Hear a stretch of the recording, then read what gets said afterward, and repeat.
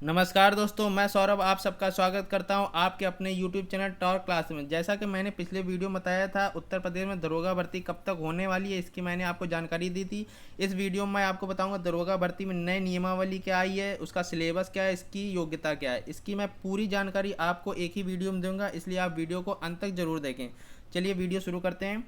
सबसे पहले देखते हैं सरकार ने इसकी अनिवार्यता क्यों मतलब कम कर दी गई है, यह किस लिए किया गया है। सरकार ने अनिवार्य अंक 50% घटाकर 35% कर दिया गया है। क्यों किया है? उत्तर प्रदेश सरकार ने पुलिस विभाग में दरोगा बनने में आस लगाए युवकों को बड़ी राहत दे दी है।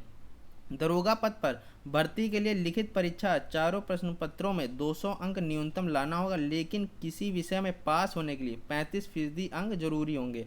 अभी तक 50% अंक सभी प्रश्न पत्रों में लाना अनिवार्य था। मतलब पहले जो था वो 50% आपको लाने थे, लेकिन अब सरकार ने इसमें संशोधन कर दिया। आपको प्रत्येक प्रश्न पत्र में 35 नंबर लाने होंगे। मतलब 35% मतलब 100 में आपको 35 नंबर लाने होंगे, तब आप विषयवार पास होंगे। लेकिन अगर आपको कट ऑफ में आना है तो आपको 200 अंक लाने होंगे। मतलब 400 नंबर का यह पेपर होता है, तो आपको उसके 50% अंक लाने होंगे, तभी आप दरोगा भर्ती के लिए एलिजिबल हो पाएंगे। उसके बाद देखिए और क्या कहा है मुख्यमंत्री योगी आदित्यनाथ ने। योगी आदित्यनाथ की अध्यक्षता में पिछले सोमवार को हुई कैबिनेट बैठक में यह हुआ है कि पुलिस भर्ती एवं प्रोन्नति बोर्ड में दरोगा भर्ती परीक्षा करवाता है। वर्तमान प्रक्रिया में किसी गणित अभ्यर्थी को गणित में 50% या उससे अंक मिल जाते हैं, लेकिन अन्य प्रश्नों में 50% अंक नहीं मिल पाते। मतलब किसी का कोई विषय अच्छा होता है तो उसको ज़्यादा अंक मिल जाते हैं, किसी का कोई विषय खराब होता है उसमें कम मिल पाते हैं, तो बच्चे पास नहीं हो पाते थे। तो इस बार उन्होंने क्या, प्रश्न पत्रों में किसी में 35 अंक तो सब में लाने ही होंगे, और साथ ही किसी का विषय अच्छा होगा तो उसमें वो 50 से अधिक लाएगा, तो ओवरऑल उसके 200 नंबर आ जाएंगे, जिससे वह दरोगा बन सकेगा। ऐसे में भर्ती बोर्ड ने प्रदेश के डीजीपी ओपी सिंह को प्रस्ताव दिया था कि हर प्रश्न पत्र में पासिंग अंक को 50% का अनिवार्यता खत्म कर दें और इसके 35% कर दी जाए। इसे मानते हुए प्रदेश कैबिनेट ने अब उत्तर प्रदेश उप निरीक्षक और निरीक्षक नागरिक पुलिस जो है सेवा में 6वें संशोधन में यह मंजूरी दे दी है।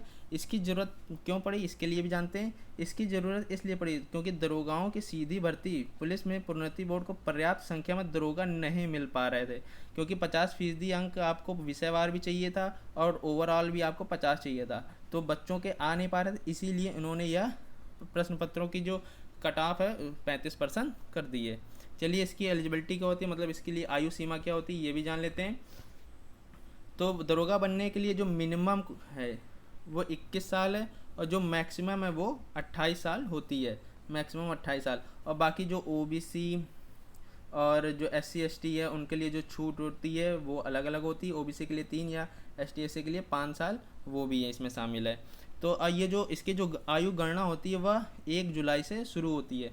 हो सकता है इस बार जैसे पिछली बार दरोगा में कांस्टेबल में जो भर्ती हुई थी 1 साल घटा के ली गई थी एज। हो सकता है दरोगा 1.5 साल से ये लोग अभ्यर्थी परीक्षा के लिए या दरोगा बनने के लिए आस लगाएं। अगर हो सकता है तो हो सकता है सरकार इसमें 1 साल घटा के कर सकती है। चलिए इसमें लिखित परीक्षा का पाठ्यक्रम क्या क्या होना चाहिए ये भी जान लेते हैं थोड़ा। ये 4 विषय आते हैं, उसमें सामान्य हिंदी, मूल विधि, संख्यात्मक एवं मानसिक योग्यता परीक्षा, मानसिक अभिरुचि तथा बुद्धि लब्धि तार्किक होती है।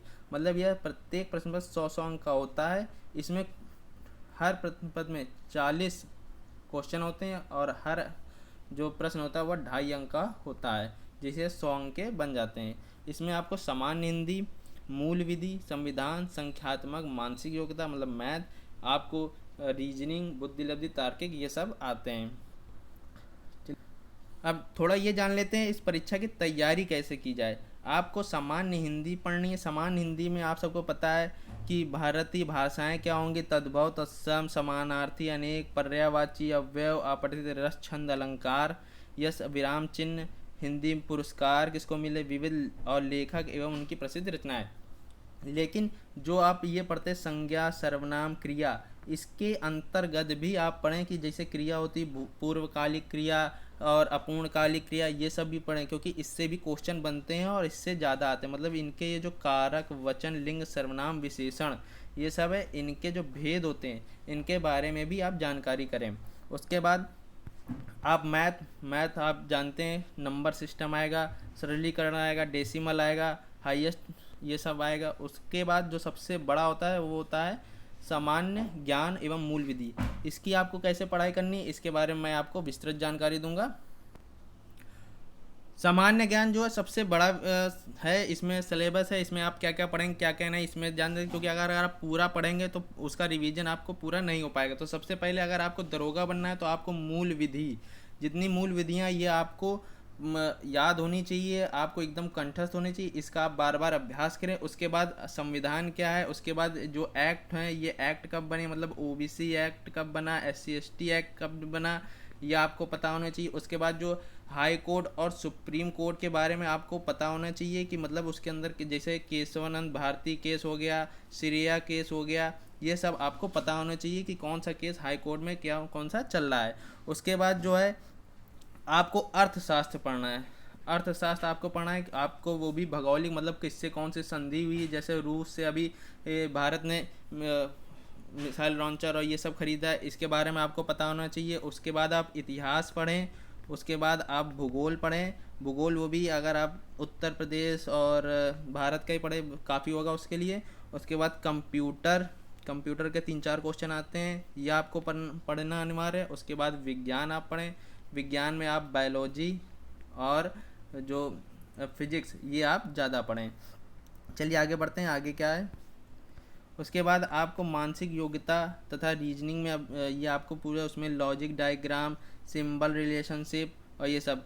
पिछली बार जो आई थी रीजनिंग आई थी वो बैंक आएगी, तो आपको बैंक की रीजनिंग भी लगानी पड़ेगी, एसएससी एसएससी और जो बाकी आप जो लगाते हैं यूपी ट्रिपल एससी इन सब की रीजनिंग लगाते हैं, उसके साथ साथ आपको बैंक की भी रीजनिंग लगानी पड़ेगी ताकि आप ज़्यादा से ज़्यादा अंक ला सकें, क्योंकि रीजनिंग और मैथ ऐसे सब्जेक्ट हैं जिसमें आप पूरे पूरे अंक ला सकते हैं, और हिंदी विशेषकर हिंदी आपको पूरे अंक दिला सकती है। अगर आपको वीडियो अच्छी लगी तो आप चैनल को सब्सक्राइब तथा वीडियो को लाइक ज़रूर करें। धन्यवाद।